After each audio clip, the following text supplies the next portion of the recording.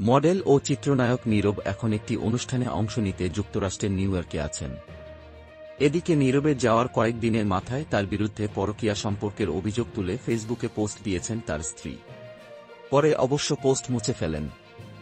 মঙ্গলবার মধ্যরাতে এক ফেসবুক পোস্টে চিত্রনায়ক নীরবের বিরুদ্ধে পরকীয়ার অভিযোগ তোলেন তার স্ত্রী তাসফিয়া তাহের রিদ্ধি। একটা পর্যায়ে পরিস্থিতি জটিল আকার ধারণ করায় অভিযোগ তুলে নেন। আরেক পোস্টে নীরবের স্ত্রী জানান, পরকীয়ায় জড়িত নন নীরব। রাতে দেওয়া সেই পোস্টের জন্য ক্ষমাও চান রিদ্ধি। বুধবার দুপুরে ফেসবুকে তাসফিয়া তাহের লিখেছেন, গতকাল রাতে দেওয়া আমার প্রথম পোস্টের জন্য ক্ষমা চাই। সে নীরব আমার সঙ্গে প্রতারণা করেনি।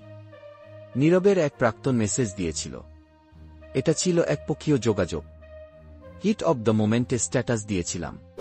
প্রতি মুহূর্তের সর্বশেষ খবর জানতে এখনই আমাদের চ্যানেলটি সাবস্ক্রাইব করুন।